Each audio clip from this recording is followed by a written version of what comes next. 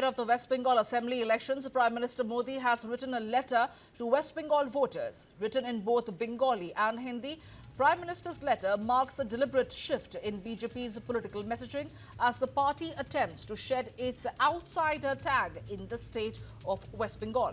The socio-cultural shift is evident from the fact that once BJP's Bengal campaigns marked Jai Shri Ram chants, and now it has shifted to Joy Ma Kali and Joy Ma Durga. In his letter, Prime Minister Modi wrote, and I quote, "This time, a BJP government, everyone who dreams of a golden Bengal is saddened. I have resolved to make Bengal developed and prosperous," unquote. He also stated that the mothers and sisters of Bengal are not safe and that the state has been disgraced due to illegal infiltration and violence against women.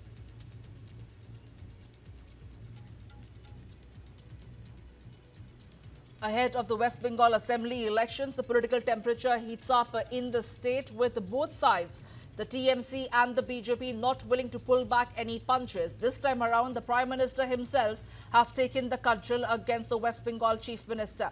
He has penned a letter to the voters of Bengal saying that he has resolved to make Bengal a developed state to ensure prosperity is ensured in the state as well. He also took this opportunity to write about how women are unsafe in the state and underscored the issue pertaining to illegal infiltration and how it's leading to violence against women.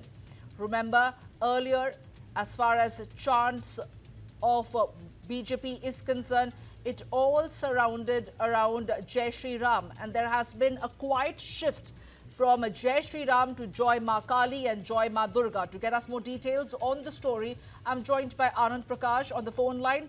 Anand, take us through what is expected now. Has the TMC responded to the Prime Minister's letter? Because he has taken this opportunity to underscore how women and sisters in the state of West Bengal are unsafe. Remember, Mamata Banerjee's tagline has always been "Ma Mati Manush." How has the TMC responded to this?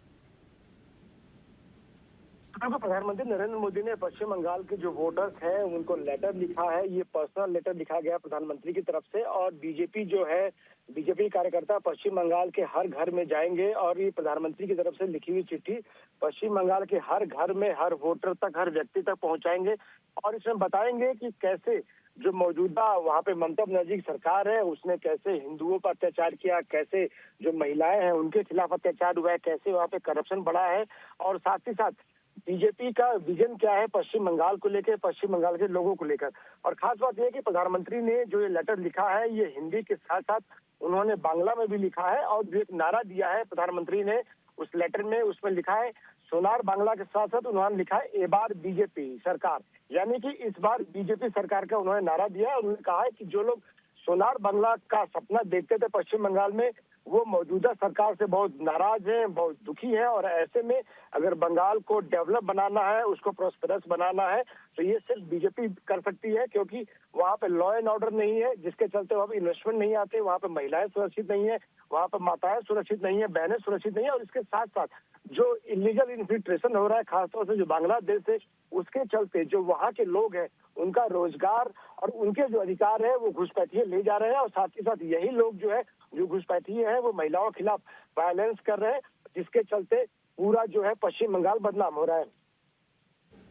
जी बिल्कुल आनंद, जहां तक chief minister Mamata Banerjee की बात आती है, उन्होंने बार बार यही कहा है कि बंगाल से ज़्यादा सेफ महिलाएं और कहीं नहीं है, और जहां तक इन्फिल्ट्रेशन की बात आती है, कई बार उसको ममता बनर्जी ने खारिज किया है, इलेक्शन कमीशन के सामने भी किया है, बट कहीं ना कहीं क्योंकि प्राइम मिनिस्टर ने इन मुद्दों के बारे में मेंशन किया है अपने चिट्ठी पे, क्या आगे जाके इलेक्शन के दौरान भी बीजेपी इन्हीं मुद्दों पे ममता बनर्जी गवर्नमेंट को अटैक करेगी?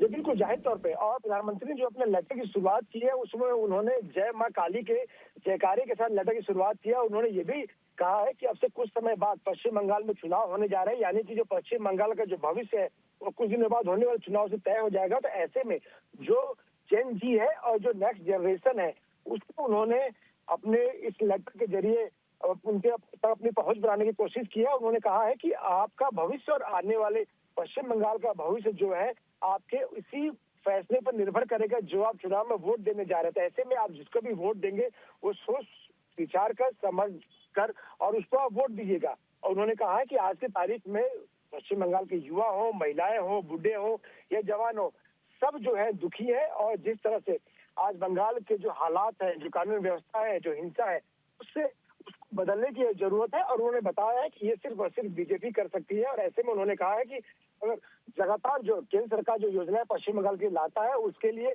पश्चिम बंगाल सरकार जो है साथ नहीं देती है और वो एक कन्फ्रंटेशनली जो एक टकराव की भूमिका में रहती है पश्चिम बंगाल सरकार केंद्र सरकार के चलते, जिसके चलते। जी शुक्रिया आनंद प्रकाश हमारे साथ जुड़ने के लिए, सारी अहम जानकारी साझा करने के लिए। All efforts are being made from the BJP's side, headed by the Prime Minister himself, to install a double-engine sarkar in West Bengal ahead of the West Bengal Assembly elections. He is making that promise to the voters of Bengal.